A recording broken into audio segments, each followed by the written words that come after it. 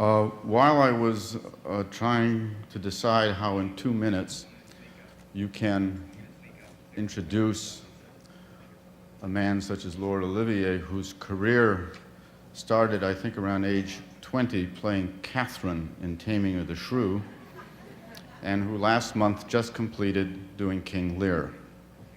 I got a message from him from a telephone.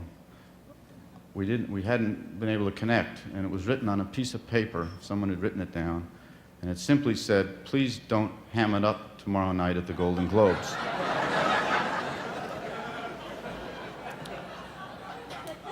With that in mind, I'd like to go against your advice.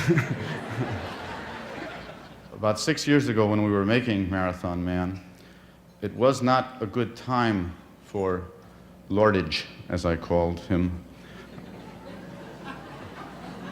Physically, it was a very difficult time for him physically. He was on his way of beating still another demon that was attacking his body.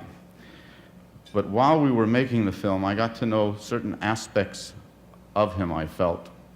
And at one point, I said to him, "You know that part you played in The Entertainer, Archie Rice, it doesn't seem to be that much of a character part for you. It seems to be very close to you." And he agreed with me. And then we talked about Shakespeare, and I had mentioned that so many of us Americans wanted to play Shakespeare and were afraid to, and he would teach me and counsel me. And at the end of the filming of Marathon Man, he came over to my house the day after I think he had wrapped. We still had some work to do. And with him, he had brought a carton of the works of Shakespeare.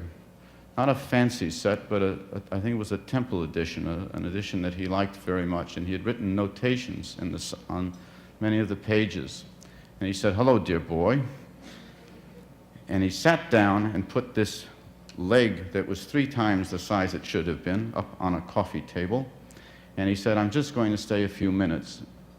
And for the next 3.5 hours, he sat and he recited some of his favorite passages. And I saw and watched a man at lost in his art.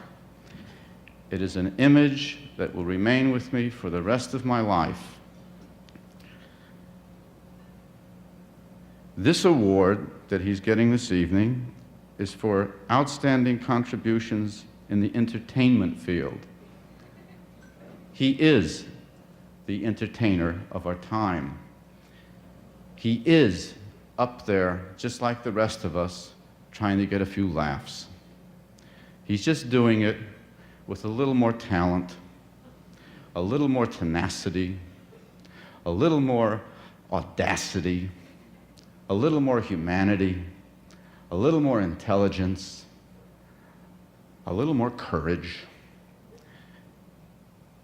How lucky we are to be with this man who calls me dear boy, who is younger than anyone in this room. Welcome, sir.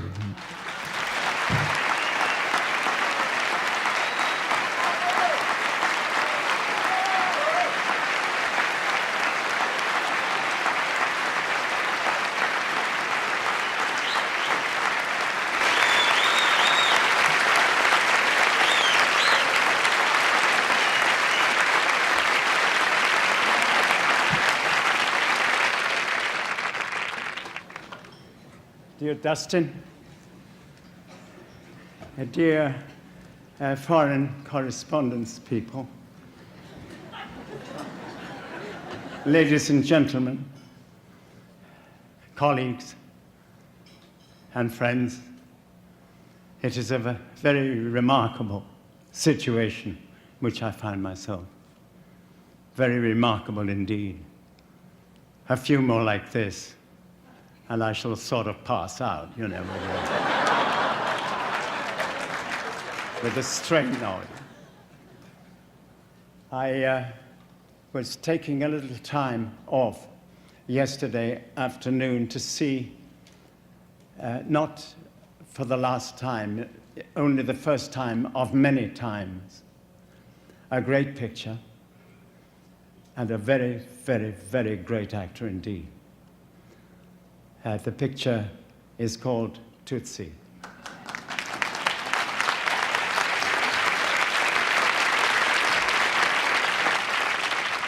I have never seen anything quite like Dustin with his incredible balancing out of his various charms.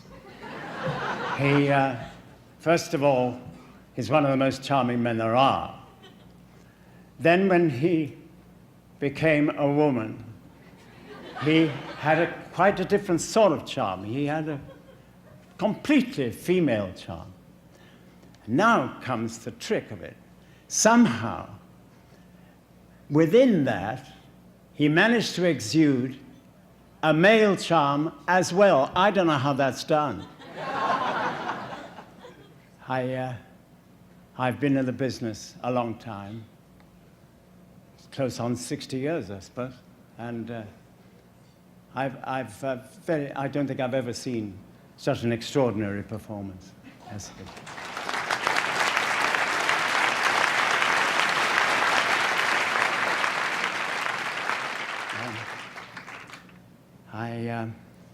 Well, time, you know. I'm going to say, cut it short a little bit. I had a few things to say, but I don't think they're worth waiting for. I'm having a wonderful time this evening. Thank you. I am very emotionally involved, I'm afraid, and I worry a little that my cup is so full that it may shortly overflow to your acute embarrassment. So I will desperately try to cling on to something factual, something historical, something... well, that's something historical.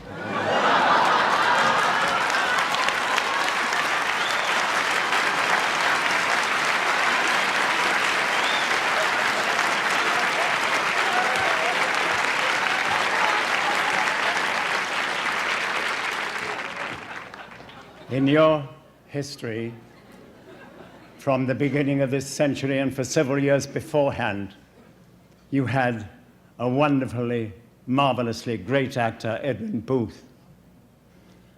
In our country, we had somebody that we were pretty proud of ourselves, and his name was Henry Irving. He had a wonderful way of closing a performance. He obviously responded to the clamorous audience demanding that he say a few words, and he did. And he stepped toward the footlights, and he said, "Ladies and gentlemen, you have bereft me of all words." Well, I think there's something in that for you, ladies and gentlemen, and I think there is for me. Thank you.